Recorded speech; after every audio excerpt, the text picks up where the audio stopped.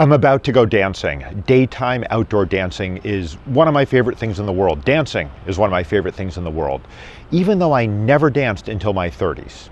Actually, that's not true. I loved dancing as a small kid, small to medium-sized kid, basically prepubescent. I would tear up the dance floor at family weddings, bar mitzvahs. I would tap dance up a storm. Despite the fact I did not actually know how to tap dance. I'd never taken a tap lesson. I didn't even have tap shoes. My shoes, in fact, were the disappointingly accurately named Hush Puppies that made at best a sort of muffled thud. But it didn't stop me. I guess I'd seen tap dancing on TV, and the name itself gave a pretty significant clue as to how to do it, and so I would tap. You can't see my feet right now, but I would unleash this ballistic fusillade with my feet on the dance floor. And then I hit puberty, and then I developed a overpowering sense of shame, and particularly I guess I'd call it a self-loathing. It was in fact what I now know is called body dysmorphic disorder. I became convinced I was hideously ugly, and the last thing I wanted to do was attract any sort of attention to myself. So after that point, I only danced at those times when not dancing would actually be more conspicuous than dancing. At those sort of events where, the DJ says, everyone on the dance floor, and you kind of have to go out on the dance floor. And so I would dance after puberty, but I wouldn't really dance. I would just move as rigidly and as little as possible, basically. I felt very constricted. And then I began working with psychedelics, and after the first psychedelic conference I attended in 2008, the after party was at Alex Grey, this visionary psychedelic artist. He had a loft on 27th Street. There was an after party there. I went to the after party. I, like pretty much everyone, had ingested a substance, and I was watching people on the dance floor, and it looked so fun, they looked so free. And I felt this longing that as soon as I felt, I shut it down. I didn't even allow myself to consciously register it. But it was there somewhere. And a couple of hours later, and I immediately left the dance floor at that point, I think because I sensed unconsciously that a part of me was tempted to do the thing that I couldn't do, that I'd be humiliated if I did, that I couldn't attract attention to myself. But a few hours later, when the substance I'd ingested was fully kicking in, I was simply walking across the dance floor to get to another part of the loft, and my body explodes in this incredibly expressive, flamboyant dancing of its own accord. My body just starts dancing. And it was a revelation, and it was joyous. And then I had the thought, I should rein it in a little bit. I'm dancing a little bit too expressively. And so I was like, all right, just rein it in a little bit. And my body just shut down. It was like I was back at those days when I would painfully, not really dance, but sort of the compulsory, it was all or nothing, basically. I either wrote my body a blank check and let it dance as freely as it wanted to, or I tried to control the dancing and my body would just shut down. And so I chose the former. I gave my body freedom. I danced for hours that night, and I just fell in love with it. And then I discovered something called Mr. Sunday, these outdoor daytime dance parties. Something about dancing during the day outdoors, it's a very, very different vibe. People are much more open. It just feels friendlier. And I love being outdoors. I mean, that's why I'm outdoors right now. Nature is my favorite thing, which is challenging when I'm in New York. So to be able to get a hit of nature and a hit of dancing at the same time is an exquisite pleasure. And I've really based a lot of my life around going to Mr. Sunday. I've arranged tour schedules so as not to miss Mr. Sunday. I have flown in twice just to go to the party and then flown out that night. And last Sunday, the last Mr. Sunday I went to, I had a pretty, maybe it's a little soon to call it this, but it feels like a transformative experience, which I've had quite a few transformative experiences on the dance floor. In fact, I would say I have probably had more transformative experiences on the dance floor than I have on my meditation cushion, even though I've been meditating diligently since I was a teenager. But something about being in my physical experience, being connected to my body, revelations come, changes come. And so last Sunday I was dancing, and I was dancing well. I was dancing well because I was really appreciating the music. One thing I learned early on when I began dancing is the key to dancing is not to think about dancing. You don't want to think about what you're doing with your body. The key to dancing, at least for me, is to simply listen to the music, let the music seduce you, and then let your body do whatever it wants to do without any judgment. And the music was exceptional, as it often is at Mr. Sunday, and I was really listening and really moving, and there was an awareness that I'm dancing pretty damn well right now. And I think I was, because I was into it. And then I noticed a very attractive person, in fact, quite a few very attractive people dancing near me. And I had a little flush of pleasure that like, oh, they're probably going to notice what a good dancer I am. And then I started looking over as I'm dancing. Are they noticing me? Are they registering what a good dancer I am? And this started to dominate. I started to pay less attention to the music and be less drawn into the music and found myself paying more attention to these people around me, to trying to see if they were essentially appreciating the fact that I was killing it on the dance floor, to the point that I stopped enjoying the dancing. I was getting increasingly anxious. Are these people, let me be specific, one very attractive woman in particular, is this person registering my dancing? And of course, the more I focused on that, the less I could hear the music and the less well I was dancing. And it was just, something that had been this magical, enjoyable experience was becoming increasingly stressful. And then I realized this is a part. I say part in the sense of IFS, internal family systems, which is the form of therapy I've been doing for about 3 years now. Initially with a therapist, now I do it on my own, which IFS essentially holds that all the components of our personality, all the voices in our head are basically autonomous subpersonalities, and that one can talk to those subpersonalities, one can talk to those parts. So I have a part that is always trying to optimize things. I have another part that holds a lot of grief about my father, who has Alzheimer's. I have a constellation of parts. IFS says we all have that. And I suddenly realized this is a part right now, this part that essentially wants to make sure I'm getting credit for doing something well. And as soon as I registered this as a part, I'd never realized this was a part before, I immediately sent it love and compassion. This part is trying to protect me. It's trying to ensure that, I get credit, that people appreciate me, how kind this part is to me. But I sent it the gratitude and the love in a very sort of cursory way, because often with IFS, what I've found is that if one sends love and compassion to parts, they kind of relax, they quiet down. And that's what I was hoping for. I wanted this part to go away so I could go back to just crushing it on the dance floor. But of course, I wasn't really sending this part love and compassion. I was just trying to get rid of it. And it was still there. And so then a minute or two later, I stopped dancing in the middle of the dance floor and really focused on this part and really sensed how desperate this part is, how anxious this part is, how desperately it wants to ensure that people appreciate me, that people give me credit, that people love me. How hard this part has been working for me for my entire life. I probably wouldn't be a performer and a comedian if it wasn't for this part. Maybe I wouldn't even be doing a video publicly if it weren't for this part. That this part is not bad, this part is not the problem, this part really, really wants to help me, and I've ignored it, I've never been aware of it. And I started crying on the dance floor as I connected deeply with my heart to this part. Fortunately, I was wearing sunglasses on the dance floor. This is one of the virtues of daytime outdoor dancing, is you can wear sunglasses. Of course, you can wear sunglasses indoors at a club as well.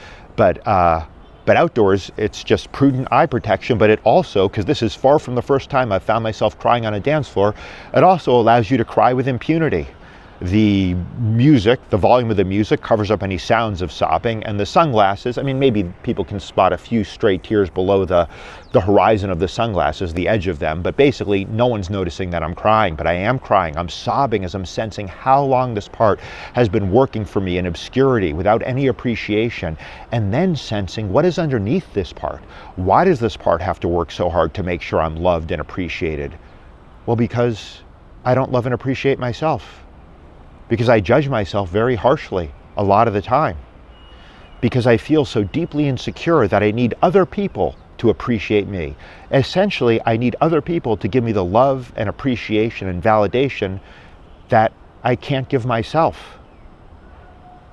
And it's like 3 or 4 minutes of really crying on the dance floor, mourning for all the years that I've so desperately looked for this validation outside of myself, that I haven't been able to give it to myself, the loneliness of this part, my own loneliness, it all sort of blends together. And when I'm done crying, I feel free, completely free. Now I really don't care who notices my dancing on the dance floor. And so of course, now I'm dancing probably better than I ever have. I'm fully tapped into the music, fully just the joy of movement in my body, just this incredible freedom. And I'm only dancing for about 45 seconds when the same woman who I was trying to impress before actually like taps me on the shoulder and starts up a conversation with me on the dance floor. And we talk for a minute or two. It's hard to have much conversation over the music, but she's quite beautiful.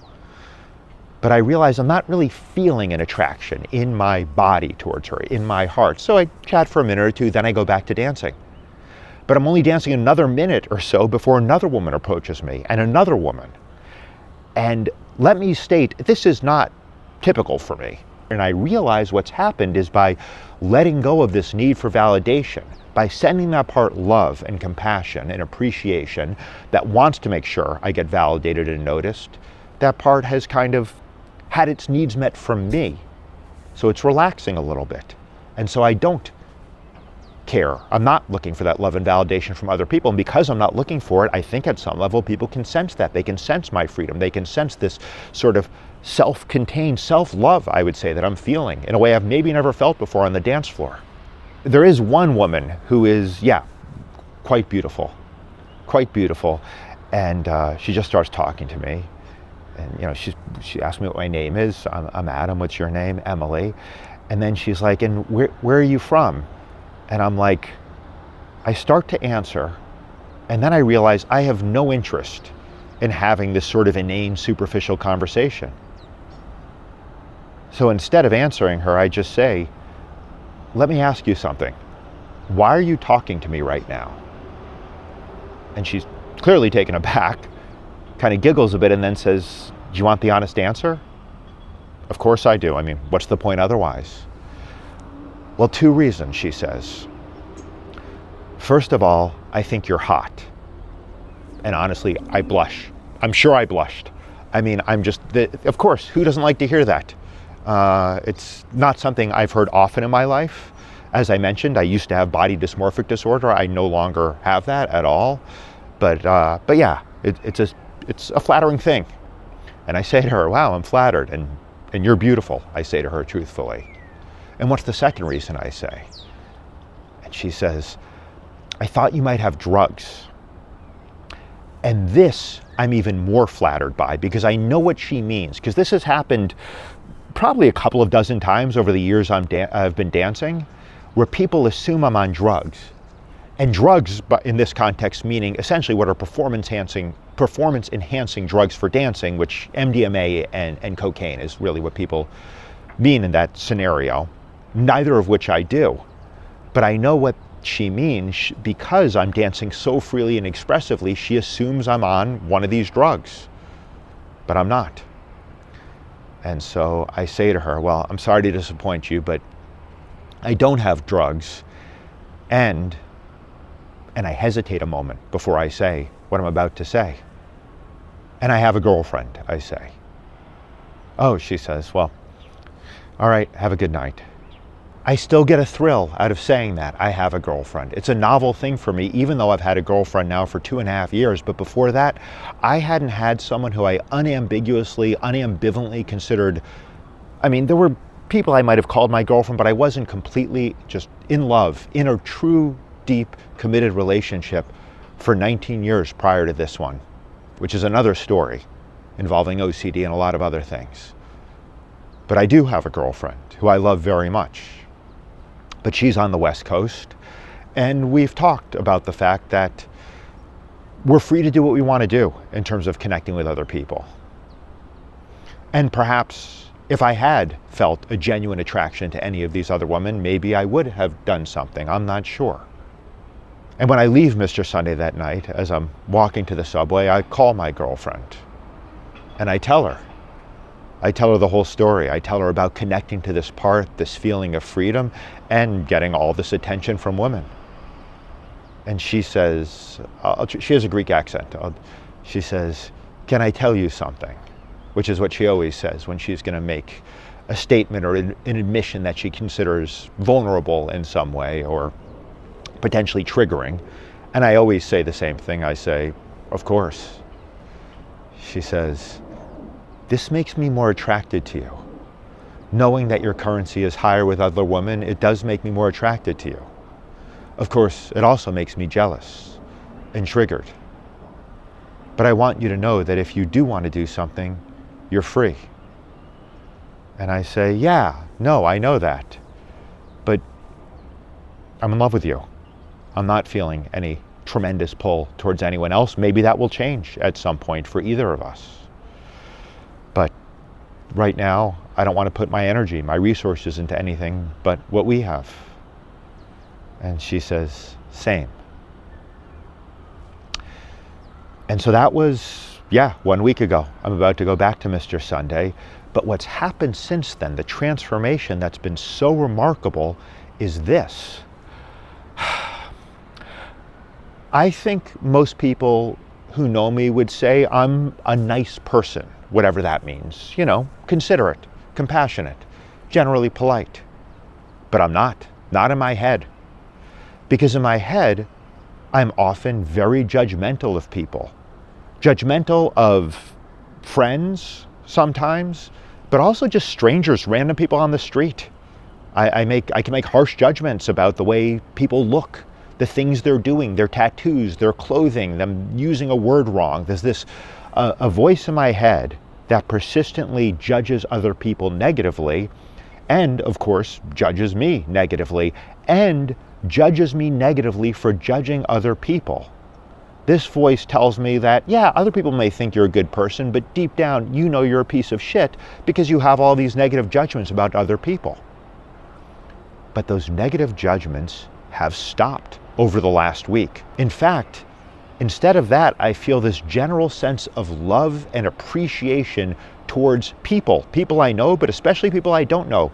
The person walking slowly down the subway platform when I am racing to reach my train, whereas before I'd be like, "What the fuck are you doing? Move." In my head, of course, I wouldn't say that out loud. Now I'm like, "Oh, they're tired. They've had a hard day." It's a really remarkable shift. And because I'm not harshly judging other people in my head, I'm not judging myself for judging other people in my head. I feel a lot better about myself, and I enjoy being around people much more. And I think what's happened is, by connecting to that part that desperately was looking for validation from other people, and getting it to kind of, just let go, I'm not afraid of people.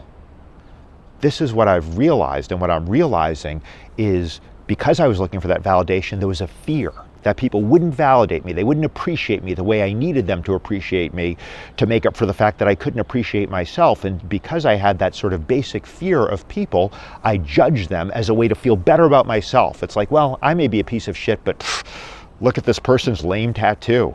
I was doing that to make up for my own insecurity.